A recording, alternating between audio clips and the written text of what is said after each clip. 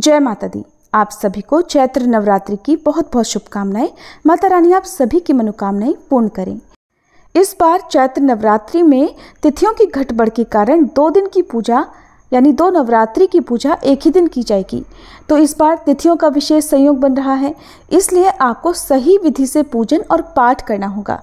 तो आपको आज की इस वीडियो में बताएंगे कि साल 2025 में चैत्र नवरात्रि कब है और कलश स्थापना का शुभ मुहूर्त क्या रहेगा, अष्टमी और नवमी तिथि कब रहेगी, अगर आप अखंड ज्योत जला रहे हैं तो अखंड ज्योत जलाने के नियम क्या हैं। और क्योंकि नवरात्रि के 9 दिनों में भक्त श्री दुर्गा सप्तशती का पाठ भी करते हैं, ऐसे में तिथियों की घटबढ़ के कारण जो 2 दिन की पूजा एक ही दिन की जाएगी, तो कौन से दिन आपको श्री दुर्गा सप्तशती का कौन कौन सा पाठ करना है। वीडियो बहुत महत्वपूर्ण होगी, इसलिए आप इस वीडियो को पूरा जरूर देखिएगा।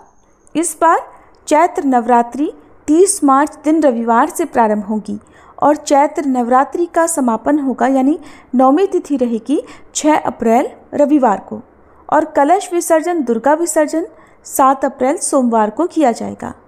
प्रतिपदा तिथि 29 मार्च शनिवार को शाम 4:28 से शुरू होकर 30 मार्च रविवार को दोपहर 12:49 पर समाप्त होगी।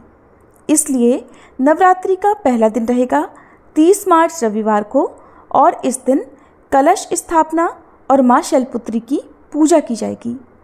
कलश स्थापना का शुभ मुहूर्त रहेगा जिसमें सुबह का मुहूर्त सुबह 6:13 से 10:22 तक और दूसरा मुहूर्त जो कि अभिजीत मुहूर्त रहेगा दोपहर 12:01 से 12:50 तक। और इस बार दुर्गाष्टमी यानी अष्टमी तिथि 5 अप्रैल शनिवार को रहेगी और नवमी तिथि 6 अप्रैल दिन रविवार को रहेगी। और इस बार रविवार का दिन होने के कारण माता का आगमन हाथी पर होगा जो कि बहुत ही शुभ रहेगा। 30 मार्च रविवार के दिन ही श्री दुर्गा सप्तशती के पहले दिन का पहला अध्याय भी पढ़ा जाएगा। और इस बार नवरात्रि के दूसरे और तीसरे दिन की पूजा यानी माँ ब्रह्मचारिणी और माँ चंद्रघंटा की पूजा 31 मार्च दिन सोमवार को की जाएगी। तो यही वो तिथियां हैं जिस दिन आपको 2 देवियों की पूजा एक साथ करनी होगी और इसी दिन 2 दिन के श्री दुर्गा सप्तशती अध्याय भी पढ़ने होंगे। इस बात का आपको ध्यान रखना है कि माँ ब्रह्मचारिणी और माँ चंद्रघंटा की पूजा इस बार अलग अलग दिन यानी द्वितीय और तृतीय तिथि को अलग अलग दिन नहीं करनी है। दोनों तिथियां एक ही दिन पड़ रही हैं और सोमवार के दिन ही आपको दोनों देवियों की पूजा करनी होगी। और सोमवार के दिन आपको श्री दुर्गा सप्तशती के दूसरे दिन का दूसरा और तीसरा अध्याय और तीसरे दिन का अध्याय 4 भी पढ़ना या सुनना होगा। चैत्र नवरात्रि का चौथा दिन रहेगा 1 अप्रैल मंगलवार को और इस दिन माँ कूष्मांडा की पूजा की जाएगी और श्री दुर्गा सप्तशती का अध्याय 5, 6, 7 और 8 पढ़ा जाएगा। 5वां दिन रहेगा 2 अप्रैल बुधवार को और इस दिन माँ स्कंद माता की पूजा के साथ साथ श्री दुर्गा सप्तशती का अध्याय 9 और 10 पढ़ा जाएगा। 6ठा दिन रहेगा 3 अप्रैल गुरुवार को और माँ कात्यायनी की पूजा के साथ साथ श्री दुर्गा सप्तशती का अध्याय 11 इस दिन पढ़ा जाएगा। नवरात्रि का 7वां दिन 4 अप्रैल शुक्रवार को रहेगा और इस दिन माँ कालरात्रि की पूजा के साथ ही श्री दुर्गा सप्तशती के अध्याय 12 और 13 का पाठ किया जाएगा। 8वां दिन 5 अप्रैल शनिवार को रहेगा और इस दिन माँ महागौरी की पूजा के साथ ही देवी सूक्त का पाठ किया जाएगा।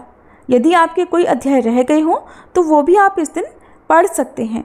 नवरात्रि का 9वां दिन रहेगा 6 अप्रैल रविवार को और इस दिन माँ सिद्धिदात्री की पूजा होगी। इस तरह से 9 दिन 9 देवियों की पूजा की जाएगी।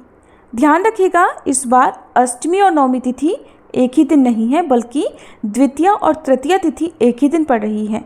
अष्टमी और नवमी अलग अलग ही मनाई जाएगी।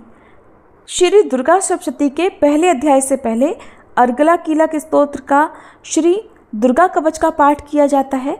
हालांकि नवरात्रि के दिनों में भक्त पूरे 9 दिनों तक अर्गला कीलक और देवी कवच का पाठ करते हैं।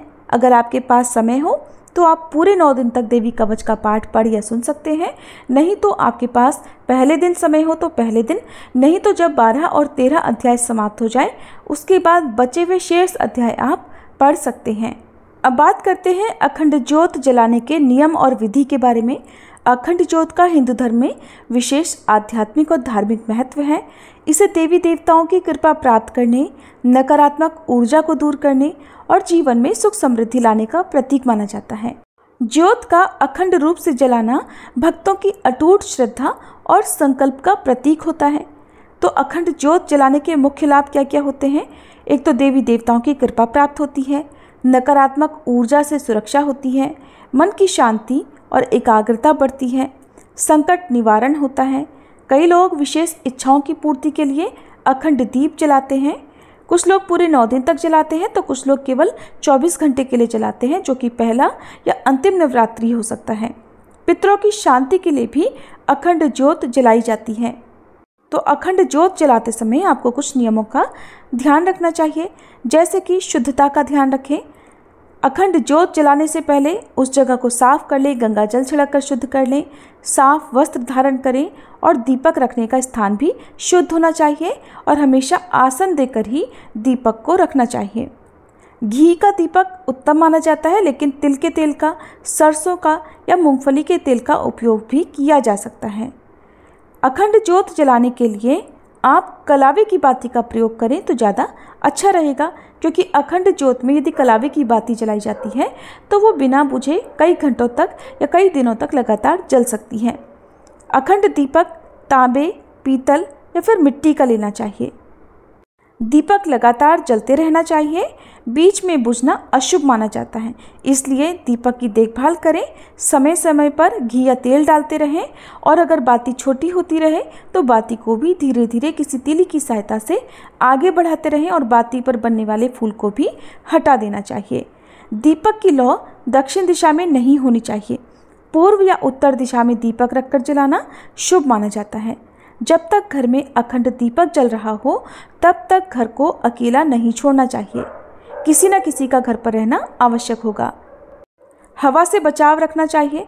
दीपक को ऐसी जगह रखें या ढक कर रखें। आजकल बहुत सारे ऐसे पात्र आते हैं जिसे आप अखंड ज्योत जलाते समय प्रयोग कर सकते हैं, ताकि दीपक पर हवा न लगे और वो बुझ न सके। दीप जलाते समय ओम दीप ब्रह्माय नमः या ओम तमसो माँ ज्योतिर्गमय इस मंत्र का जाप कर सकते हैं।